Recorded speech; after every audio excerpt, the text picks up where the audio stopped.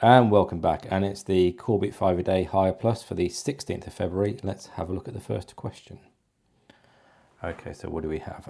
Cosine rule is make, okay. So this is just a rearranging questions. What I'm going to do is, if this was an exam question, I would look at the number of marks, and therefore that would help tell me how many steps to do. So let's say, I would imagine not more than 2 marks for this, possibly 3 for a fully correct answer, but at least a couple of stages of working going on here. So my first step, so screen jump, do that again. So my first step is I'm going to move b squared and c squared to the other side, which is going to give me that a squared minus b squared minus c squared equals minus 2bc cos A. And let's remember minus is nice and clear. Then I'm going to divide both sides by minus 2bc. So a squared minus b squared minus c squared over minus 2bc is equal to cos A.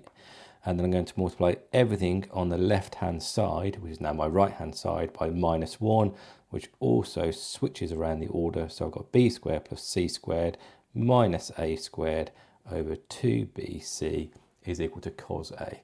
And that is the first question done. Next question. Okay, so the next question says sketch, and then it gives me a circle. Now I know this is a circle which has a centre of 0, 0, and with all circles there's 2 things we care about. One is the centre and one is the radius. Now, maybe not immediately obvious, but 2.25 is the same as 9 quarters. And so therefore that is a radius squared, which means the radius is equal to 3 over 2. And so on my graph, I'm going to zoom into the graph sketch over here. 3 over 2 is 1.5. So therefore, I'm going to be drawing a circle which has a radius of 1.5. Now, as I've said in other videos, if it is a sketch question, you need to do a good job of sketching accurately. Also, sketches tend to require you to show what the y and x intercepts are.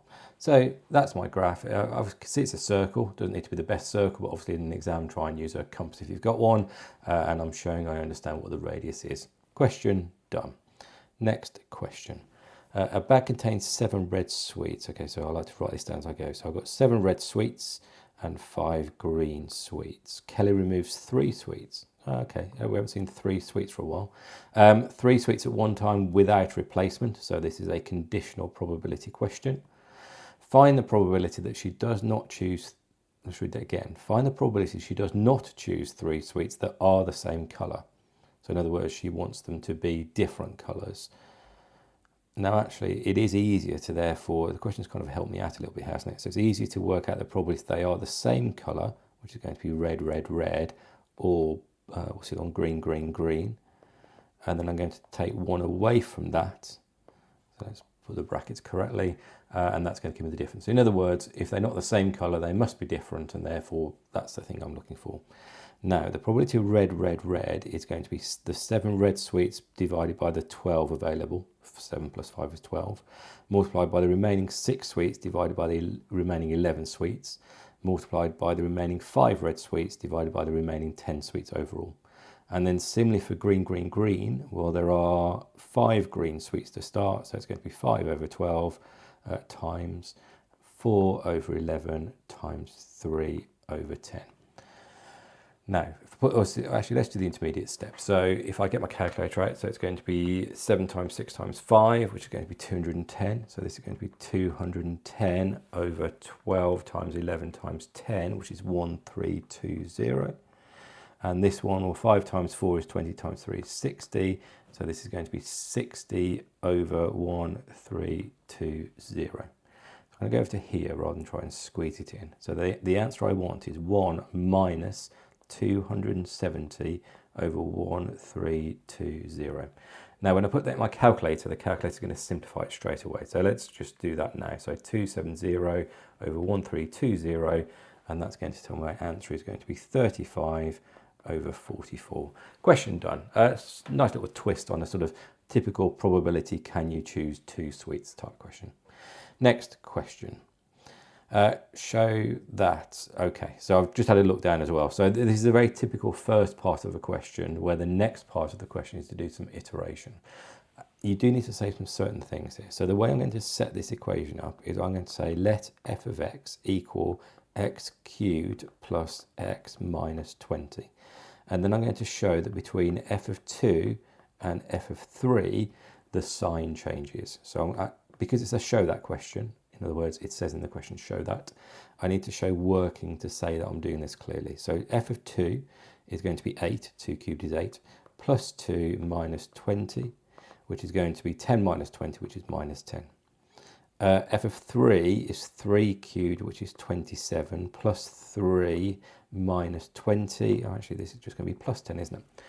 Now, the words here are important. So I'm going to say a couple of things. As f of x is continuous. In other words, f of x does not break. It's not a function that has a sort of step in the middle. It's a continuous line that doesn't break. And second statement, there is a sign change, or there is a change of sign. So there is a change of sign. And then I can just say, so again, two things, continuous and change of sign implies there must be a root or a solution. So there must be a root, which means where f of x equals 0 to f of x between 2 and 3. And just to be clear, it is between those values because we've shown it's not 2 and it's not 3. So it is between the values of 2 and 3. Okay, final part of the question. Starting with, now actually normally they get you to rearrange it, but here they've just told you, haven't they? So they've told you that, I'm going to highlight it, that x to the n is this thing here. And note the cube root, not just square root. And it says starting with x0 4 times. So I'm going to work out x1, which is my first time, x2, x3, x4. Now I'm going to read out the answers rather than write them all down. So the way I'm going to do this is in my calculator, I'm going to press 2 equals, and that kind of puts 2 in the memory. Then I'm going to type in the cube root. So cube root is one of the buttons on your calculator, 20 minus answer. And that's going to give me, well, the first one is 2, then it's going to be 2.62, blah, blah, blah, blah. And then I'm going to press equals again, and it's going to take the same answer and do the same thing again. So that's going to be 2.59, and let me write that correctly, 2.59, 2.59, blah, blah, blah.